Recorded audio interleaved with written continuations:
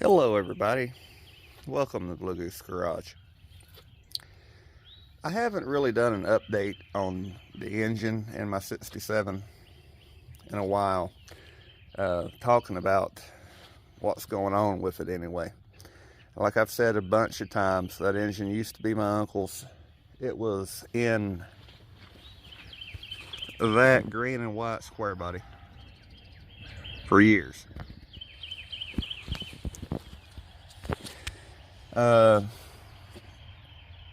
5 years ago, I put a set of rings in it, gaskets, seals, and exhaust valves.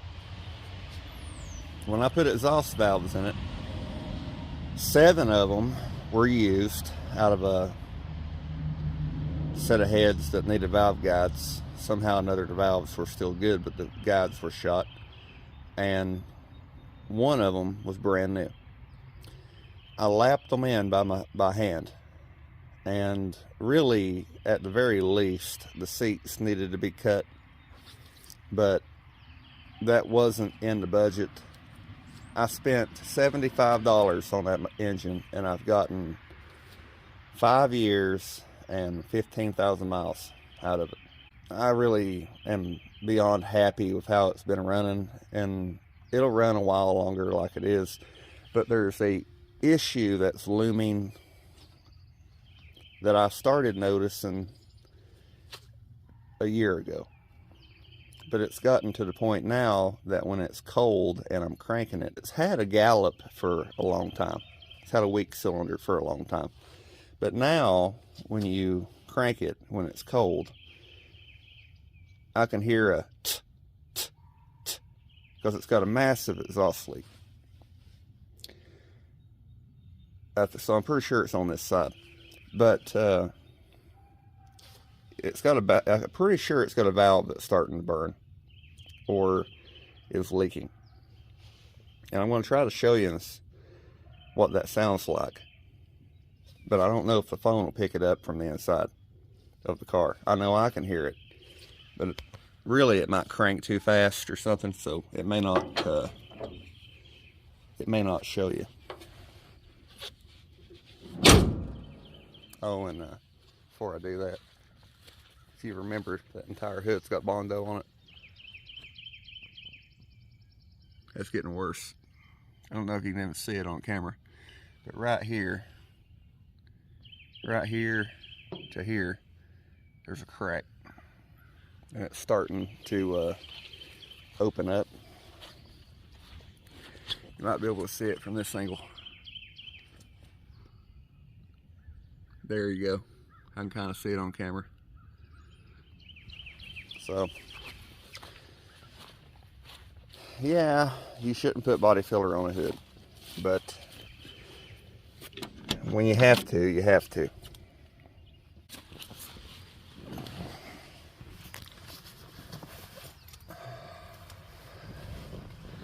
The rest of the body work's really holding up pretty good. The hood's got the most filler of anything on this car now. I mean, the roof has a skift of it everywhere, but it's not thick. The hood has at least a gallon in it still. So let's see if you can hear that.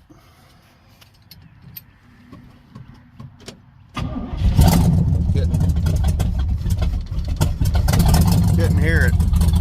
It cranks too fast.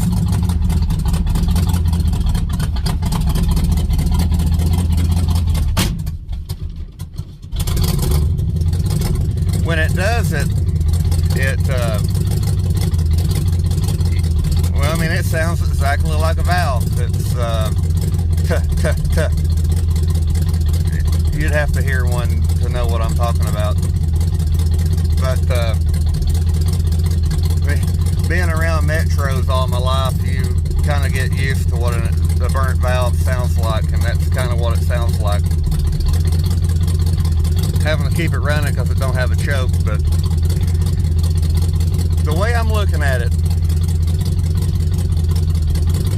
I could take the heads off and I could take them to a machine shop and I could have them properly fixed. The reason I didn't do that in the first place is I spent $75 rebuilding that engine, and it was a low budget thing. To fix the heads on this engine, it would have to have valve guides, probably valve guides. They might could knurl them for me or something, but you'd have to find a shop that would still do that. And at the very least, the seats would have to be cut for the exhaust valves. And I know that people say that sinks the valves. Really, I don't care. It would still run, and the only difference is it wouldn't have a valve leaking. This engine's not about performance.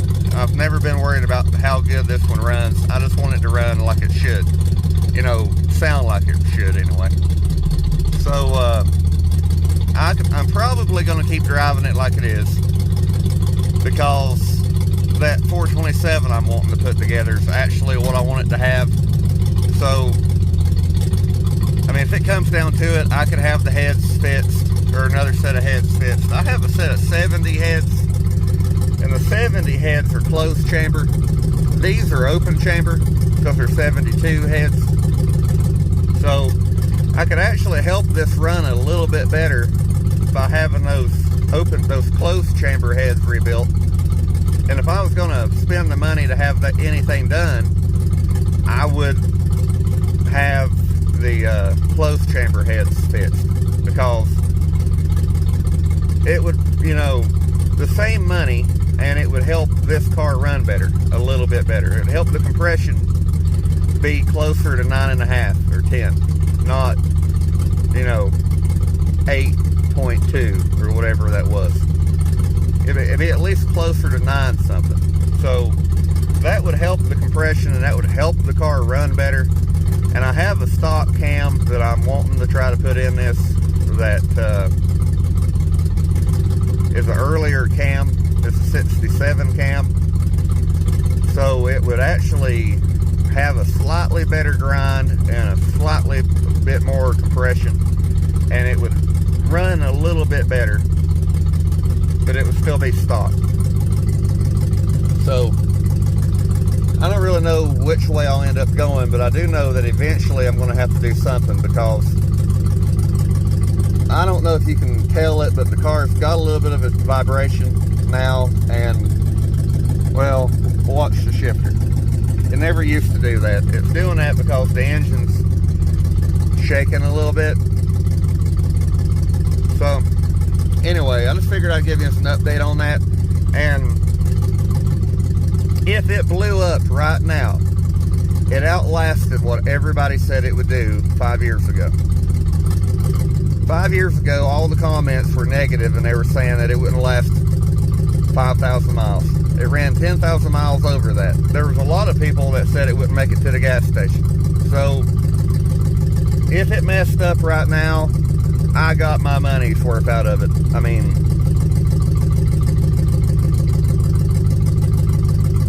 kind of is what it is.